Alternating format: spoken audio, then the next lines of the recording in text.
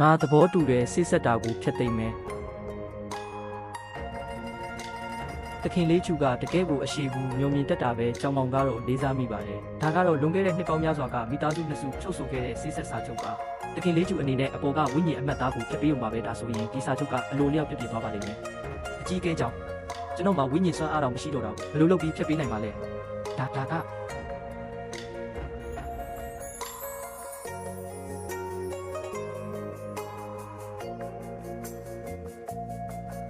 လွန်ခဲ့တဲ့နှစ်တွေကဒီဝိညာဉ်အမှတ်သားကိုရေးထိုးခဲ့တော့ငါဟာအရန်ကိုတက်ကြွနေခဲ့တာတစ်သက်လုံးဒီလိုပဲမြဲနေတော့မယ်လို့ထင်ခဲ့မိတယ်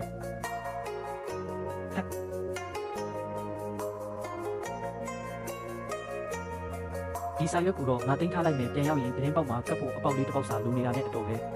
ချူတော့စီကန်တိုင်းပဲဒီချမ်းရွံဆေးလုံးနှလုံးကိုစိတ်ဆက်ပွဲဖြစ်တဲ့အတွက်ရော်ကြီးအဖြစ်ပြီးပါရစေမင်းရဲ့ကျင့်စဉ်တွေကိုပြန်မရစေနိုင်ပေမဲ့အ ਨੇ ဆုံးတော့မင်းရဲ့ခန္ဓာကိုယ်ကိုကျန်းမာသက်ဆွမ်းအောင်ကူညီပေးနိုင်ပါတယ်ဒီအရာတွေကျွန်တော်မလိုအပ်ပါဘူးတခင်လေးချူအကြီးအကဲကြောင့်မသိတာတခုရှိတယ်ကျွန်တော်ကအခုတာမန်လူတယောက်ရဲ့ခန္ဓာကိုယ်ပဲရှိတော့တာဒီလိုဆေးလုံးတွေကိုစားမိရင်အစိတ်ဖြစ်ပြီးတည်သွားနိုင်တယ်တကယ်လို့အကြီးအကဲကစေတနာနဲ့ရော်ကြီးပေးခြင်းနဲ့ဆိုရင်တော့စံချောပိတ်တာ200နဲ့ကြက်မကြီးတစ်ကောင်ပဲပေးလိုက်ပါကျွန်တော်အတီးပြောနေတာပါစံကဒုံးဟိုင်နဲ့ထွက်ဆန်လုံးကြီးကြီးဖြစ်ရမယ်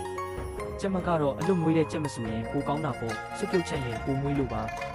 စစ်ဆက်စာချုပ်လည်းပြည့်သွားပြီဆိုတော့ကြောင်မောင်တို့လည်းမနှောက်ရှက်တော့ပါဘူးလင်းရှိသွားကြစို့ချူတော့နောက်လဲကိုဂီယူဆိုင်ပါ